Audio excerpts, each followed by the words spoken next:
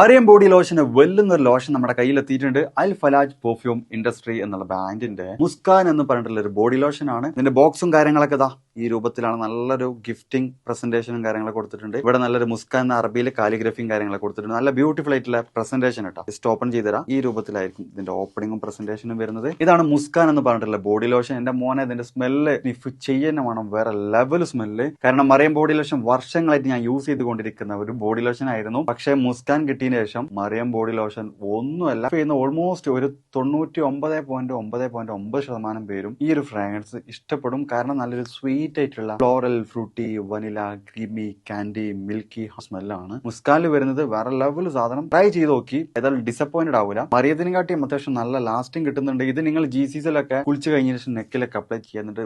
ക്ലോത്തും കാര്യങ്ങളൊക്കെ ഇട്ട് നിങ്ങൾ ഓഫീസിലൊക്കെ പോയി തിരിച്ചു വന്ന് നിങ്ങൾ ക്ലോത്ത് ചേഞ്ച് ചെയ്യുന്ന സമയത്തും ഈ ഒരു സ്മെല്ല് GCCയിൽ ഫീഡ്ബാക്ക് കിട്ടിയിട്ടുണ്ടെന്ന് അവർ പറഞ്ഞിട്ടുണ്ട്. പിന്നെ അവർ മെയിനായിട്ട് ചെയ്യുന്നത് ഹോൾസെയിലാണ്. ആർക്കെങ്കിലും ബൾക്കായിട്ട് ഹോൾസെയിൽ വേണമെന്നുണ്ടെങ്കിൽ താഴെ കൊടുത്ത് നമ്മളെ കോൺടാക്ട് ചെയ്തോളി. അവർ കാര്യങ്ങളൊക്കെ അറേഞ്ച് ചെയ്യും. ഇനി നാട്ടിലോട്ട് ആർക്കെങ്കിലും ഹോൾസെയിലായിട്ട് വേണമെന്നുണ്ടെങ്കിൽ അതിനെ അവരെ കോൺടാക്ട് ചെയ്തോളി. പിന്നെ പെർഫ്യൂമൊക്കെ ആർക്കെങ്കിലും മാനുഫാക്ചർ ചെയ്യണമെന്നുണ്ടെങ്കിൽ, അതുപോലെ പ്രൈവറ്റ് ലാബിലും കാര്യങ്ങളൊക്കെ ചെയ്യണമെന്നുണ്ടെങ്കിൽ ഇവരെ കോൺടാക്ട് ചെയ്യുക. ഏതായാലും താഴെ ഡിസ്ക്രിപ്ഷനിൽ അവരുടെ കംപ്ലീറ്റ് ഡീറ്റെയിൽസ് ഞാൻ കൊടുക്കുന്നുണ്ട്. ഈ സാധനം നിങ്ങൾ ഓർഡർ ചെയ്തോളി. ഓൾ ഓവർ UAE അവരുടെ ഡെലിവറിയും കാര്യങ്ങളൊക്കെ ചെയ്തിടും.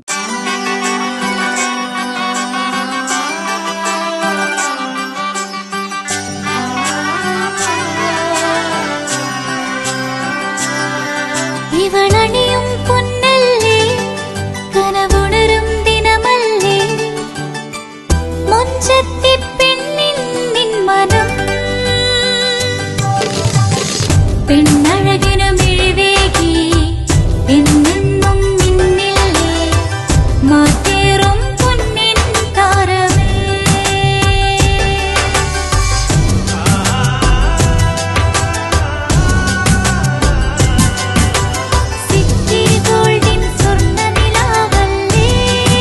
City Gold and Diamonds, Kerala and Karnataka, the glow of purity.